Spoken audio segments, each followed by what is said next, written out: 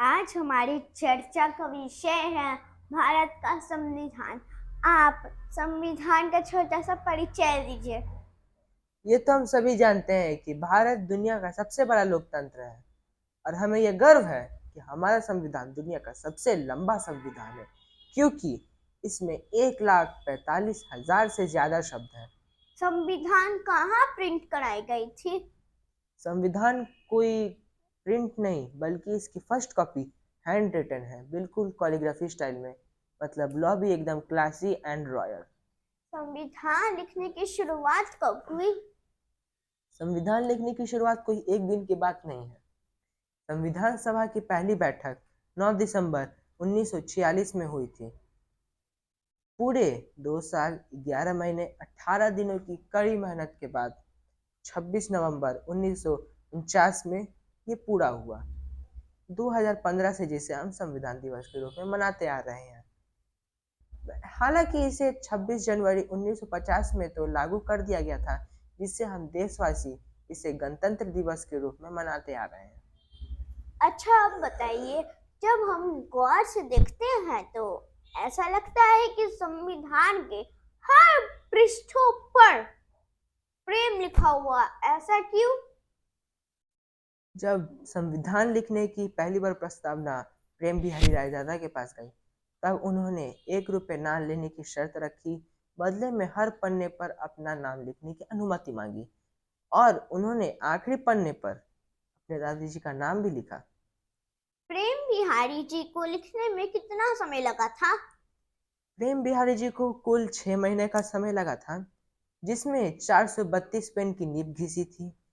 संविधान हालांकि 2 भाषाओं में लिखी गई है, हिंदी और अंग्रेजी, जिसमें इटैलिक फॉन्ट का इस्तेमाल किया गया है। इस संविधान में कुल 251 पेज हैं, जिसका वजन 13 किलो है। हमारे कॉन्स्टिट्यूशन पे किसके हस्ताक्षर हैं? एक रोचक जानकारी बता दूं कि हमारे संविधान पर कुल 284 हस्ताक्षर उपलब्ध है, जैसे doctor Rajendra Prasad, Jawaharlal Nehru, doctor B.R. Ambedkar, Sarojini Naidu जैसे लोगों के हस्ताक्षर अभी तक उपलब्ध है। अभी हमारा ओरिजिनल संविधान कहाँ मौजूद है? हमारे संविधान की 3 ओरिजिनल कॉपी हैं, जो कि संसद के सेंट्रल लाइब्रेरी में हीलियम से भरे गैस चैम्बर में रखा गया है, जिसको हर 2 महीने पे जिसकी नमी मापी जाती है और 2 साल पे इसका गैस चेंज किया जाता है। B.R. अम्बेडकर जी को फादर ऑफ कॉन्स्टिट्यूशन क्यों कहा जाता है? Doctor B.R. अम्बेडकर जी को फादर ऑफ कॉन्स्टिट्यूशन इसीलिए कहा जाता है, जब 7 सदस्यों की 8 कमेटी का गठन हुआ था, तब उसमें से एक कमेटी थी जो ड्राफ्टिंग कमेटी के नाम से जानी जाती थी। इस कमेटी को संविधान लिखने का काम दिया गया था और इस कमेटी के अध्यक्ष थे डॉक्टर B.R. अम्बेडकर। इसीलिए इन्हें फादर ऑफ कॉन्स्टिट्यूशन कहा जाता है। संविधान बनाने में किसकी सक्रिय भूमिका रही? संविधान बनाने में किसी एक आदमी की सक्रिय भूमिका नहीं रही है। इसमें कई 100 लोगों की सक्रिय भूमिका रही है, जिसमें पुरुषों और महिलाओं की भी सक्रिय भूमिका रही है, जिसमें से 15 महिलाओं की अविस्मरणीय योगदान रहा है, जैसे विजयलक्ष्मी पंडित, सुचिता कृपलानी, सरोजनी नायडू, हंसाजीवराज मेहता जैसे लोगों ने gender equality, labour rights, untouchability, secularism जैसे मुद्दों की वकालत की है। संविधान में कितने आर्टिकल्स हैं? अभी तो फिलहाल संविधान में 470 आर्टिकल्स, 12 शेड्यूल्स और 25 पार्ट्स हैं।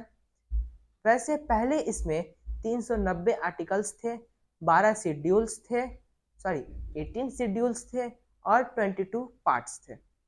251 पेजों संविधान क्या बहुत बोरिंग नहीं है? संविधान वो भी बोरिंग? संविधान कोई बोरिंग फाइल नहीं, इसके हर पन्ने पर इंडियन आर्ट को दर्शाया गया है और इसके इंडियन आर्ट को दर्शाने वाले आचार्य नंदलाल बोस हैं, जो शांति निकेतन से थे। इन्होंने संविधान के हर एक एक पन्ने को वैदिक पीरियड्स, भगवान राम सीता, गौतम बुद्ध, शिवाजी और ये कुरुक्षेत्र की लड़ाई, अजंता पेंटिंग्स, मोहनजोदारो के डिजाइन जैसे चित्रों से पूरे संविधान को सजाया है। हमारे संविधान में हमारे लिए क्या राइट्स दिए गए हैं? हमारे संविधान में 6 फंडामेंटल राइट्स दिए गए हैं। Right to equality, right to education, right to freedom, right to constitutional remedies, right to freedom to religion and right to against exploitation. तो थी छोटी सी जानकारी पर भारत के संविधान की, जिसे भारत का कानून की जननी माना जाता है और इसके उल्लंघन करने की शक्ति किसी को प्राप्त नहीं है। इसलिए धन्यवाद। धन्यवाद।